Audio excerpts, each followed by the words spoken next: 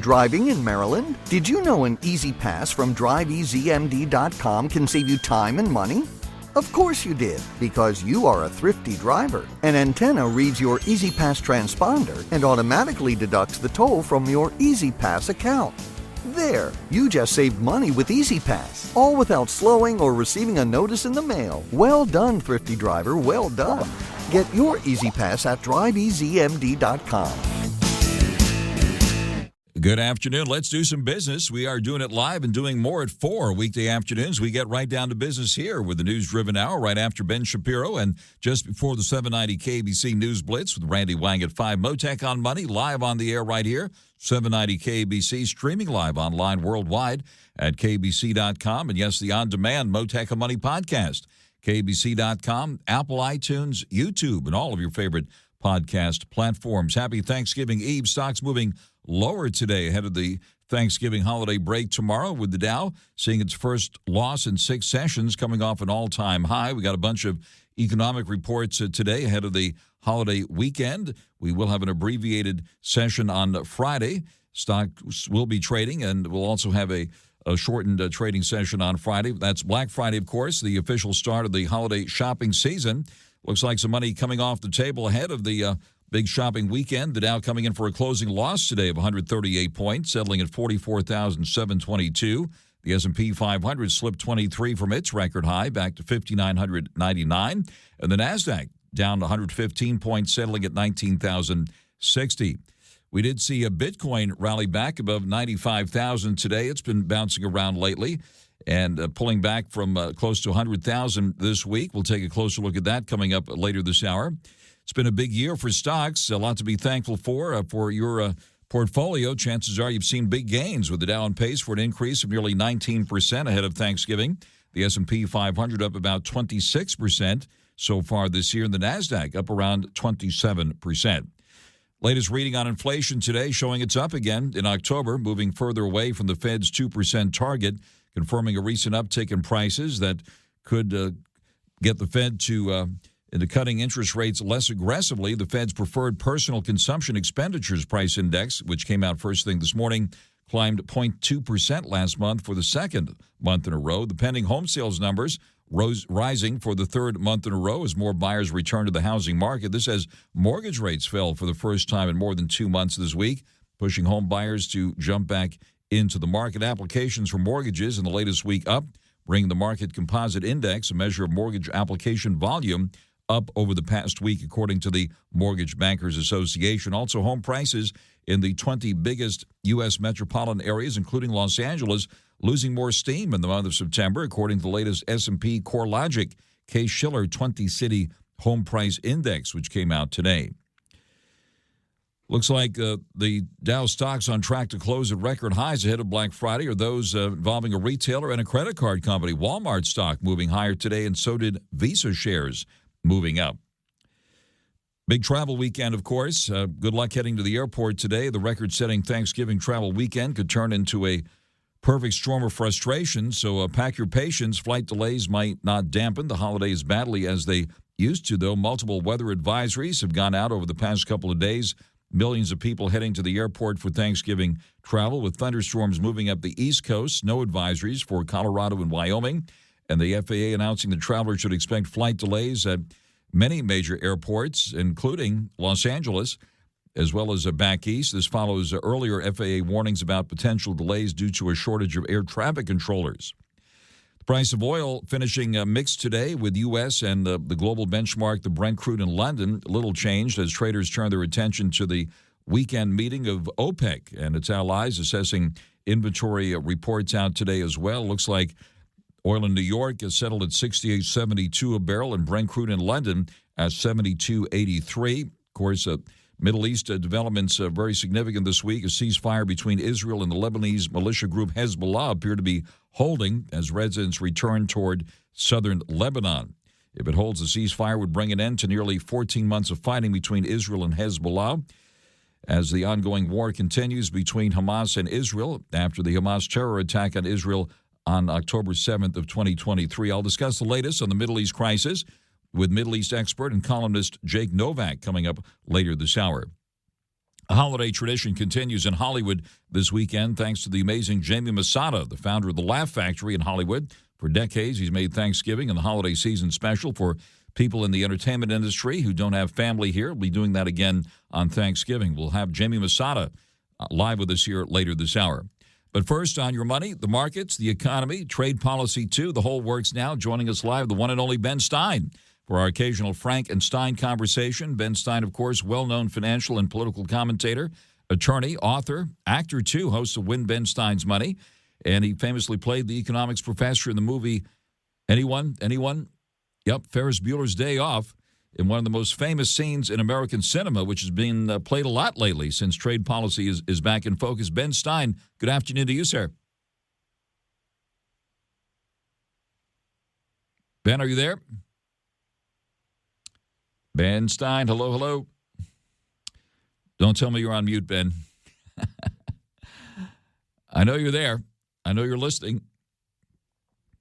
So sorry, we somehow one of my colleagues hit mute. I beg your pardon. I knew you were there. So God bless you.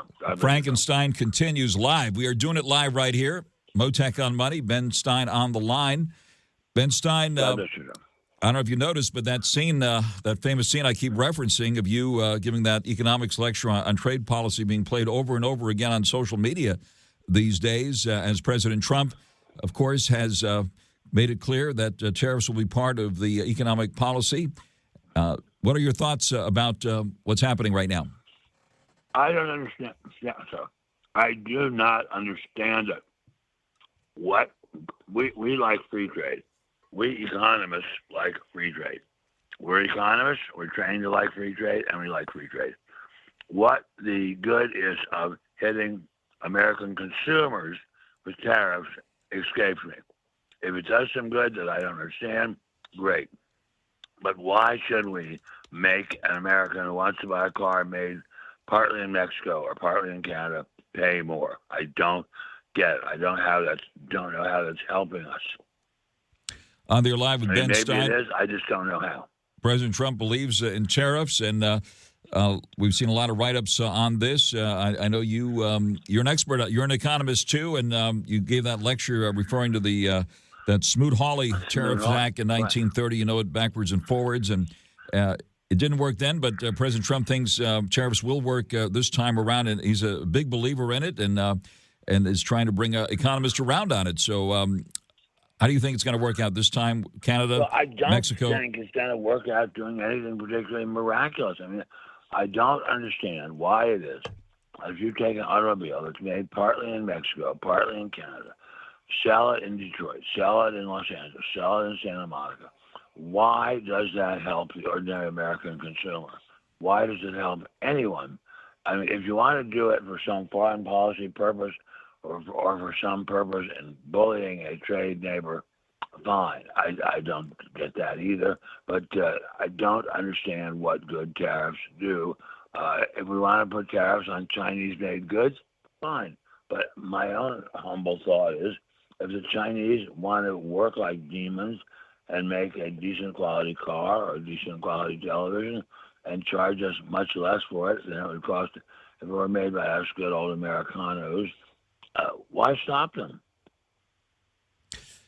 Regarding China, we see the president has attacked Beijing for failing to follow through on promises that he said Chinese officials made to carry out, among other things, the death penalty for people dealing fentanyl, a synthetic opioid, and other factors here. So it looks like he's going to be taking a hard line on China when he returns to office.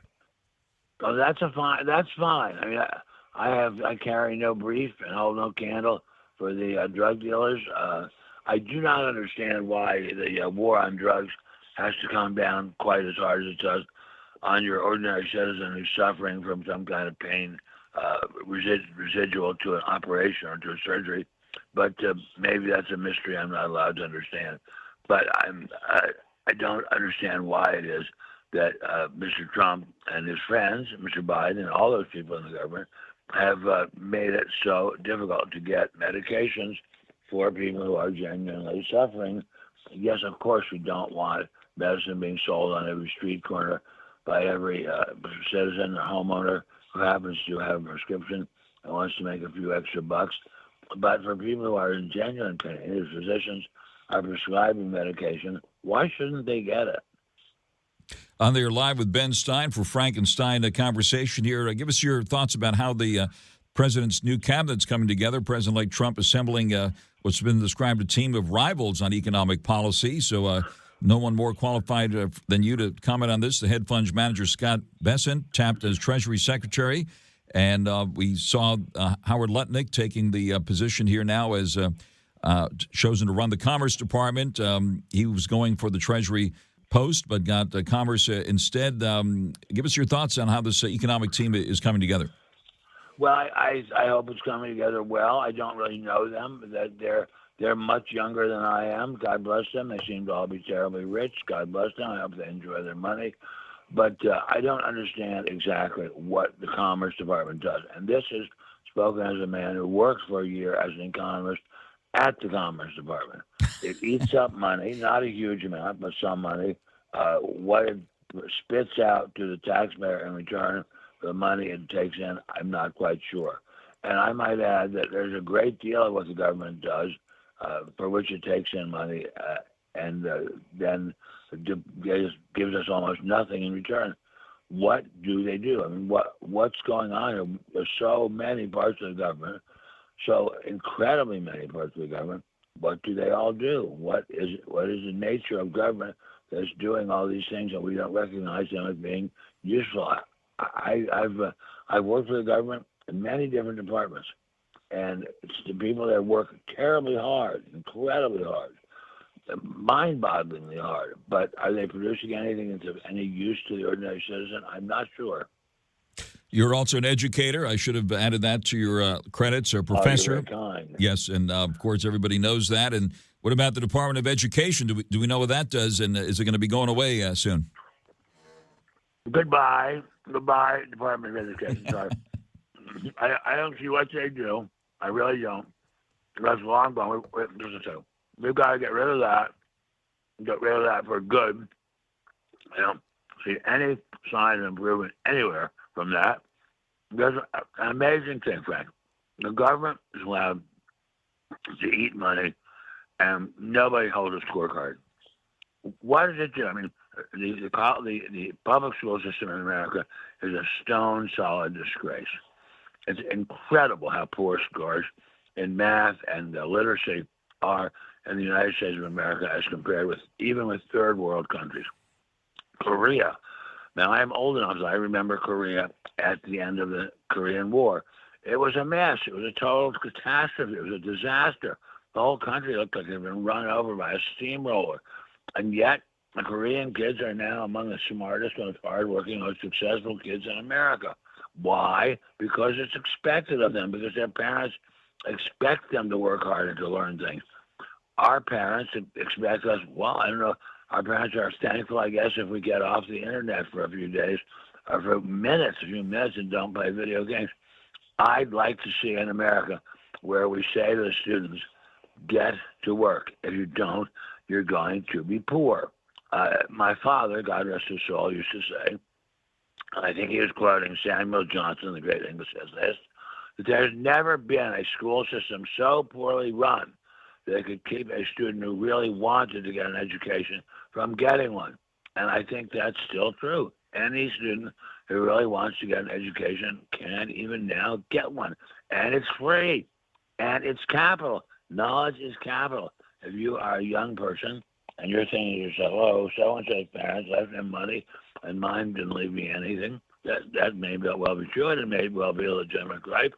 But if you learn something, if you learn a skill, if you learn even how to write a clear sentence, if you learn how to do even basic mathematics, you have learned a valuable skill that is at least as valuable as a small inheritance, sometimes as valuable as a large inheritance. Why Americans don't explain to their students, their children rather, how important it is to get an education, I do not know. And somehow it's not gotten across from teachers to students that the goal is not for the kids to show up. The goal is for the kids to actually know how to do something. We're on the air live with anyone?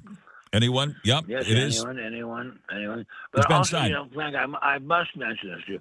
We have an astonishing system in this country whereby any person who has a few dollars to rub together can buy a couple of shares of Berkshire Hathaway, not the A shares, but the B shares, and can take that money and have it managed by Warren Buffett. And that means he or she, the investor, is getting the best advice money can buy for free. And you can do that with many of the best mutual funds and index funds. And we are getting brilliant, well-informed advice with no axe to grind for free. That is an amazing gift, and that is the corporate system. When I hear the president, current president, Mr. Biden, lash out against corporate America, I keep thinking, what's he talking about? Corporate America will make anyone who goes into it in a really sincere way rich. Why don't we do it? Take advantage of doing it. We're on there live with Ben Stein. A lot to be thankful for on this Thanksgiving Eve. The stock market near its all-time high here. Ben Stein, the post-election rally has been impressive for the markets. Feels like the Roaring Twenties suddenly back on again. How are you feeling heading into 2025? And tell us your thoughts about this big rally we've seen. Well, I think the rally is fine. I mean, I don't buy into rallies or dips in a disciplined way. I just buy a little bit of the index and hold on to it, hold on to it, and hold on to it. And here in Southern California, the world's most wonderful place, I buy real estate when I can and hold on to it. And it's done very well for me, at least so far. I live in downtown Beverly Hills, a place I never thought I would live in, quite a good-sized house in a very nice part of Beverly Hills. I never thought that would conceivably be my fortune in life. But that house not only provides me with shelter and air conditioning, but it provides me with an asset which I will someday sell, and it will pay for a good deal of my wife's and my retirement. Well, my wife's been retired forever, but my wife's and my retirement has to be paid for by somebody, and our union guild pensions won't pay anything.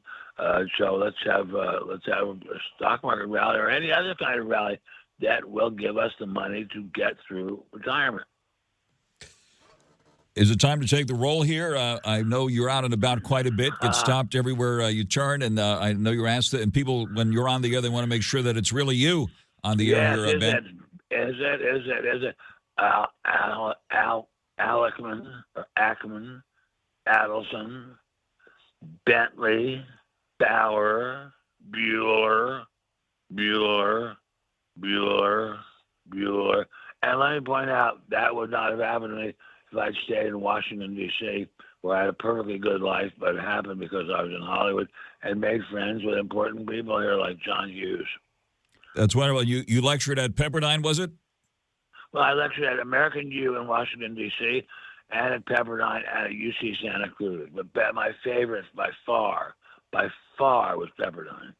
Fantastic. Well, we're very grateful to you, Ben Stein, for joining us here on the Thanksgiving Eve edition of Frankenstein here on Mottek On Money on 790 KBC. We wish you a wonderful Thanksgiving, Ben, and I hope to speak with you again very, very soon, and we'll keep going here with Frankenstein as needed. God bless you, sir. Thank you very much. God bless you. Happy Thanksgiving. Thank you very much, Ben Stein. Right out of the freeways now on this Thanksgiving Eve here on 790 KBC. Mottek On Money continues here on 790 KBC. Good afternoon.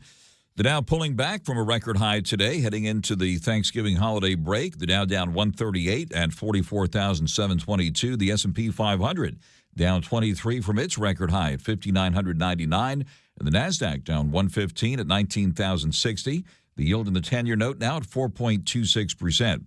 Gold pulling back $3.50 to $2,636.40 an ounce. Silver up 1 cent at $30.57 an ounce. Crude oil up 8 cents at $68.80 a barrel.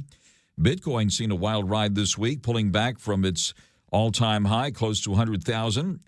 Right now down about 600 at 95,991. Yep, popped back above 95K in the last 24 hours or so. Seen some wild moves. Ethereum up 24 at 3,662. And Doge at 40 cents. Checking some of the Bitcoin ETFs, BITO up $1.59 at $25.99. IBIT up $3.33 at $55.03 at the close. NVIDIA The Magnificent One pulling back $1.58 today at $135 and change. Apple down 13 cents at $234.93. Of course, retailers will be in focus heading into the holiday weekend. We see Walmart at or near its all-time high at 57 cents at 91.88. Macy's up 7 cents at 15.96. Nordstrom shares down 2 at 22.62, and Target, or Target as some call it, up $3.54 at 130.09.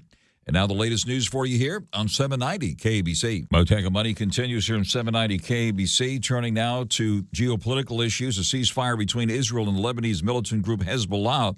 The Iranian-backed Hezbollah group appears to be holding right now as residents of Lebanon returning to southern Lebanon despite warnings from the Israeli and Lebanese military that they stay away from certain areas. Now, if the ceasefire holds, it would bring an end to nearly 14 months of fighting between Israel and Iran-backed Hezbollah.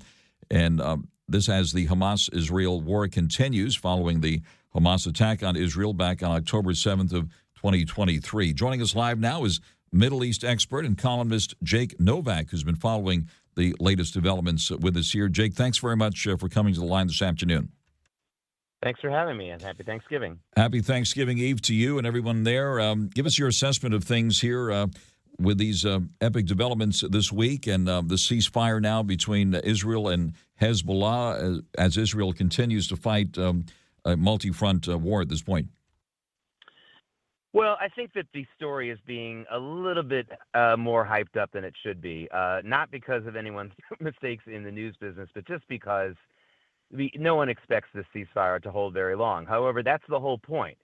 Israel is looking at this as a chance. If the ceasefire holds for, let's say, 2 months or so, then this will help their troops get some rest. As you said, they've been deployed in this war for 14 months.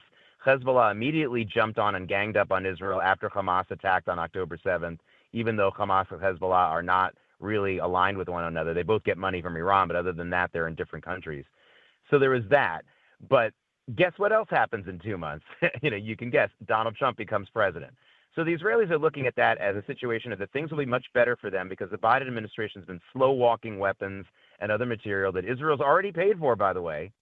And they're hoping that they're not even hoping. They know for sure they're going to get better treatment from the Trump administration. So why not get some rest for their troops, be able to reassess, re-strategize for as long as the ceasefire holds. And even if it only holds for a couple of months, which is all I'm giving it, that will still be a very positive for Israel when you think about the new situation after the election, after the inauguration. Israel had come under attack recently by Hezbollah rockets, Iranian-backed militants providing those missiles, those rockets that have been hitting Israel. What about now the election of President Trump changing the equation, it appears? And as you've noted here, it's been a while since we've talked since the election, but obviously with President Trump coming back into office, how's that going to change the equation there in the Middle East? Well, it changes it in two important ways. The most important thing is the sanctions will begin again on Iran. The people that President Trump has put into his team for Middle East and foreign affairs are all very hawkish on turning off the water faucet of money to Iran. That's crucial. That's where the money comes from for all these operations that they do. So that's the first thing. And the second thing is what I mentioned before. There will be no more slow walking of weapons and materials that Israel's already paid for and already agreed to, and the United States has already agreed to send them, that the Biden administration has been doing really since last year. This isn't a new development. The Biden administration has been playing this political game, trying to talk out of both sides of its mouth, and Israel will definitely not have to deal with that anymore. And believe me, this is all better for the United States, too. With the Trump policies, will keep America out of the war. The longer that the war goes on with these Biden policies, brings the danger that the United States will have to get more involved. So it's actually a win-win, and Israel's just trying to run that clock out until Trump gets back into office. On their live with Jake Novak, who's a columnist and a Middle East expert, and the hostages are still being held by Hamas. This has been the case since October 7th of 2023. I know Elise Stefanik, who's the current congresswoman who is now going to become the U.S. ambassador to the United Nations on a daily basis, has been putting out on X the number of days the hostages have been held, including Americans. What are the prospects, you think, for getting those hostages freed, including the Americans? Well, I think the prospects will improve when President Trump becomes president because he will be less worried about some kind of constituency that the Biden administration thought they were being nice to by not putting all the responsibilities on Hamas's shoulders, just like a Democrat in the Senate, John Fetterman, says every day. He's exactly right about that. And once the international community understands that the United States isn't going to try to play both sides of this game, I think the hostage release will be more likely. However, I'm sorry to say, I think that of the 101 hostages that they think might still be alive, I'm trying to be as optimistic as I can about all of them. I don't know if all of them are going to be returned, and that is the sad factor of what we know about Islamist terrorism, but I'm certainly hoping for the best. We see the price of oil stabilizing lately, back below $70 a barrel in New York, still above 70 in London. Obviously, the Middle East still is a powder keg here, but that's something that we watch very, very closely from an economic standpoint and from an oil standpoint. Have things stabilized for the moment?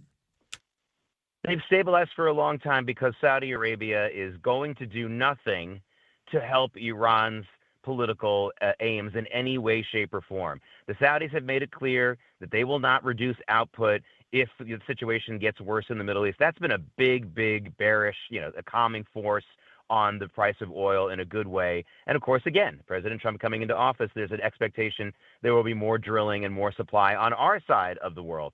So absolutely, but this is a combination of Donald Trump and what the Saudis have done. Even when Biden was president, the Saudis made sure that anything that Iran did to make things worse would not exacerbate the price of gas or oil too much. And now the other story that's popped up, France says Benjamin Netanyahu is immune from that ICC warrant as Israel is not a member of the the ICC. That's the latest headline on that matter, where an arrest warrant was issued for the Israeli prime minister, spurring outrage, of course, from the current White House as well as the incoming President Trump. What's your reaction to these latest developments? Well, it's good to see that there are more. Italy also. There are a number of countries that are saying that this ICC is ridiculously illegitimate, and this is being done by other countries in Europe who think that issuing arrest warrants for Israelis will somehow calm the Islamist migrants in their country in some way, and how silly that is after what we saw in Amsterdam and other countries like that. It only encourages more violence and look at Canada. When they said that they would honor the arrest warrants, you had almost a Kristallnacht, a massive pogrom and attack in Montreal last week. So hopefully Europe is looking at that and realizing that saying these things about Israel isn't going to get you peace, it's going to get you the opposite. Right. Tell us more about what happened there in Canada, those unbelievable scenes there, as you described just last weekend. Well, less than 24 hours after Justin Trudeau, the failed Prime Minister of Canada, said that he would honor the ICC arrest warrants if Benjamin Netanyahu ever came to Canada, there was a massive downtown protest. That's really not the word. It was a massive riot. Streets, windows, stores were destroyed. There were smoke bombs all over the city. You couldn't go into most of Montreal last week. And so far, as far as I know, there haven't been a lot of massive arrests. And by the way, it's law and order, which absolutely undermines these people. It's got nothing to do with politics. If you have a strong police force that protects the businesses and the people, you also don't have these kinds of political riots. And that's what happened in Montreal. And it's going to be, I assume it'll happen in other parts of Canada, because now the anti-Semites and these rioters have been encouraged. They haven't been placated. They've been encouraged. And anybody, I think, over 10 years old can realize this, but Justin Trudeau isn't one of them. Jake, thank you very much for taking the call here. That is Middle East expert and columnist Jake Novak joining us live here. We wish you and everyone there, Jake, a good holiday weekend. Happy Thanksgiving, and thanks very much for taking the call here this afternoon. Happy Thanksgiving. Thank you very much, and let's get out to the freeways now as the Thanksgiving holiday weekend begins on this Thanksgiving Eve. What's happening right now? Let's find out here on 790 KBC. Frank Mottek here. Did you know that for more than 10,000 years, gold has been the greatest store of value and considered a safe haven asset to preserve your wealth? Now with the U.S. debt at more than $37 trillion and climbing, not to mention the Biden administration still getting us involved in costly wars, developing the digital dollar, central bank digital currency, and inflation still spiraling. As we just heard today, it's more critical now than ever before to safeguard your assets like your cash savings and retirement accounts with physical gold. Opening a gold IRA is one of the best ways to secure your wealth and create a stable financial future. Stop worrying about your retirement and the market and cash savings in the bank. Feel confident, prepared, and in control with physical gold, and yes, silver too. Give Joe Morgan a call now at 1-800-753-8534. Mention Frank Mottek, and you could get $1,000 worth of silver with a qualifying purchase.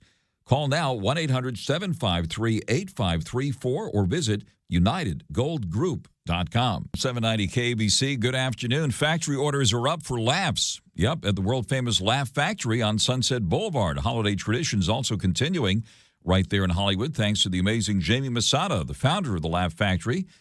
Well, for more than 40 years, he's made Thanksgiving and the holiday season special for people in the entertainment industry here who don't have family. And that tradition continues tomorrow on Thanksgiving Day. Jamie Masada, the amazing founder of the Laugh Factory, also an amazing philanthropist and super guy. Jamie Masada, thank you very much for joining us live here this afternoon. Thank you very much, Frank. I have in here, I have a little cold going on. So I have in here David Fjord, the president of the company. He's going to talk to you and give you all of the detail about the club, what's going to be happening here. And I don't want to keep coughing on the phone. So, David, take over. Hi, Frank. I'm here with me. Wow. Well, great to meet you, David, for the first time. And isn't that sweet that Jamie did not want to miss this call, did not want to cancel? That is so wonderful. So, David, take it from the top and tell us what you guys have planned there tomorrow at the Laugh Factory. Well, this, as you mentioned before, Jamie started this tradition 45 years ago. When he started the Laugh Factory, he learned that there were comics that had come to Los Angeles and they didn't have a place to go. So he started this small Thanksgiving dinner that grew into a gathering of 14 or 15 people at the beginning. And then the word spread. And for the last 45 years, this has grown to the point now where tomorrow we open our doors and we'll feed up to 1,500 people who don't have a place to go. It's just a wonderful event, and we're so proud to carry on Jamie's legacy to feed people. That is truly wonderful. Well, we wish you a happy Thanksgiving Eve and a happy Thanksgiving tomorrow. I've been to that event over the years, and it's absolutely wonderful. And you have oftentimes celebrities in the mix there, right? And comedians who are actually serving those meals. Any big names expected there tomorrow?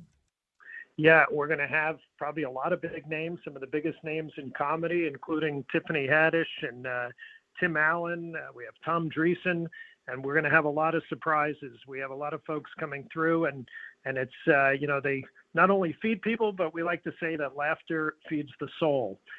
So people will come in, they'll have a warm meal, they'll take a seat, and our comics will continue to get up on the stage and just bring people joy and laughter, as well as a nice warm meal. So we're very excited about this tomorrow, and we're just so really just grateful that we have the opportunity to give back to the community that supports us so well. That is truly wonderful, and doing it for all these years, that is absolutely heartwarming and absolutely wonderful. And of course, what time will that be tomorrow? Well, we welcome people in at different times. We're starting at 1 p.m., 3 p.m., 5 p.m., and 7 p.m. So anytime, in those windows, you just come to the Laugh Factory at 8001 Sunset Boulevard in Hollywood, and our doors will be open for you to come in and not feel lonely. You have a place to go. You have a family here. May not be your blood family, but we're here to welcome everybody that needs a place to go. That is truly wonderful, and all this thanks to Jamie Masada, who's truly an amazing person, first and foremost, founder of the Laugh Factory, and came here from Iran and started the Laugh Factory chain here, which has been absolutely amazing. And certainly this is a business show. And how is the business of comedy, and how's the Laugh Factory doing these days? Well, I think, this is one of the great times of comedy. A lot of people, are facing struggles in the world right now, and they're maybe unhappy with current events. But whatever it is, that we're finding that this is a heyday of comedy. So we're open 7 nights a week, and, we have 2 shows a night, and we're opening, soon in New York as well, because we have now 7 clubs, and we have a lot of comedy, so bringing a lot of laughter to the world. The most famous one, of course, right there on Sunset Boulevard in the heart of Hollywood. That's the first one, right? And tell us about your other locations these days. As I mentioned, we're opening soon in New York, but we have one also here in Long Beach. We have a club in Chicago. We have Reno, Nevada. We have Covina. and I mentioned Long Beach, so San Diego. So we're well covered wherever you are out west or in Chicago and soon New York, and we have hundreds of comedians that rotate and perform at our clubs. That's terrific. I know Greenblatt's closed next to you there on Sunset Boulevard, next to the Laugh Factory. We got to get Jimmy Masada some chicken noodle soup from someplace else, and we got to do it quick. Yes, that's right. I'll go pick up some soup from the nearby deli for him. But, absolutely. He'll be better by tomorrow, because this is what really uplifts Jamie. He's been doing this event for so long, and we're all very grateful to him for doing this. Is he okay enough to hear me thank him? And is he able to take the phone one more time? And we want to personally thank him here live on the air, if that's okay. Frank, I'm there for you anytime. I love you, man. Thank you very much. I'm getting better. I'm going to have some chicken soup. Yes. And tomorrow I'm going to be here. I'm hoping you coming in here with the family to feed some people if you can come in. We'd love to have you here.